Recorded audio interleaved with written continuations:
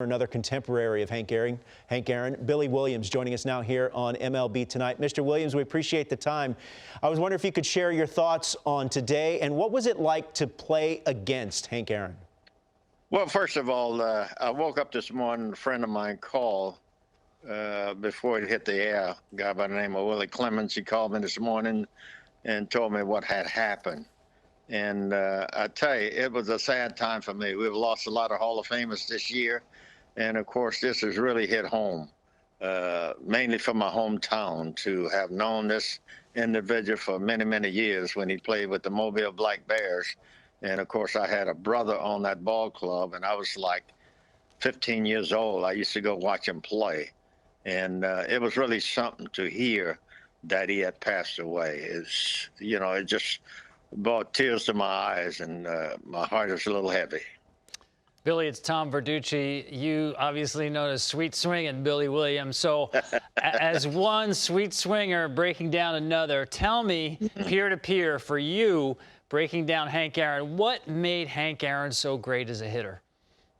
Well, I think the one thing happened, everybody talk about his wrist, but he had precision timing to hit the baseball. He was always in a good position to strike the ball. As Roger Hansby used to talk to me, you got to be like a hammer. It's got to be like a hammer on a pistol. You know, you got to go back and you got to make contact with the baseball, and that's what he did. It was precision timing, and many people talk about his hit and follow the ball real good, and I think you've heard him talk about it when we used to play tops, and there was a game that we played, and you followed it. That soda pop top, and that top would go all kinds of ways. And if you followed that, you could follow a curveball. You know, Billy, it's Harold here. Thanks for joining us. Really appreciate it. Yes.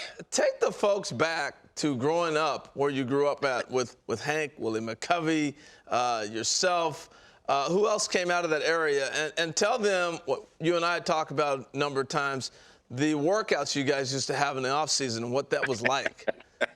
Yeah, it was a time we all grew up together. Well, Henry was a senior member of the ball club, and just before we go to spring training, it was about 3 weeks before we go to spring training, we didn't pick up anything. We didn't do anything. A lot of us had to have a job, you know, to support your family. And I guess the last couple of years when I made the major league, I could, you know, go do a little something else. But we would call around 3 weeks before spring training start.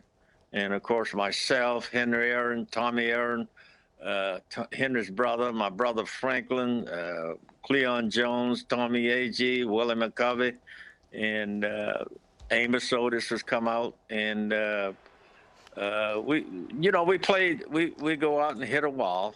And all of a sudden, we'll say, see you down the road. Each guy have a round of hitting.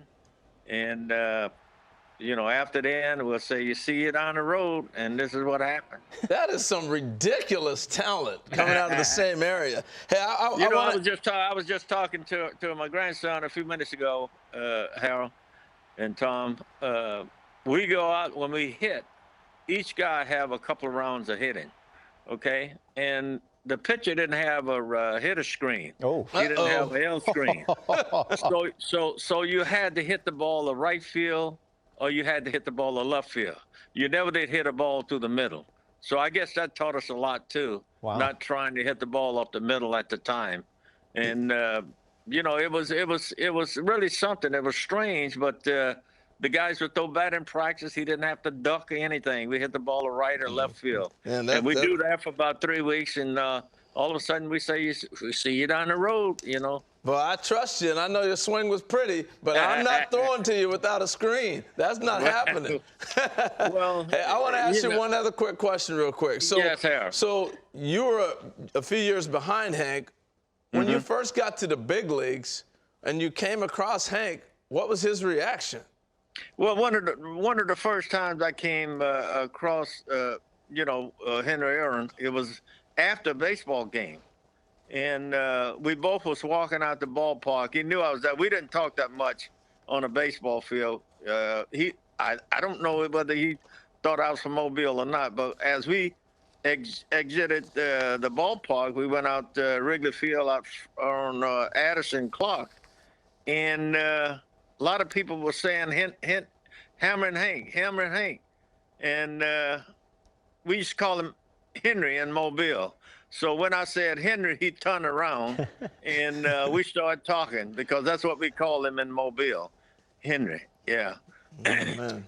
Well, Mr. Williams. We used to get together. Another thing we used to do when we went to Mobile and to play, when Tommy Agee, Cleon Jones, myself, we all went down to Atlanta to play Henry Aaron.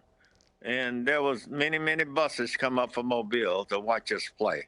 And that's how Mobile supported their native sons. They always would come to Atlanta. It was close to Mobile. And when the Mets went down there, when the Cubs went down there, they would come up from Mobile to support us. That's pretty cool. Mr. Williams, we appreciate you sharing some time with us today, albeit under less than ideal circumstances. But thank you for sharing your thoughts with us on Hank Aaron. Yeah, it's really always good to talk about my friend Henry.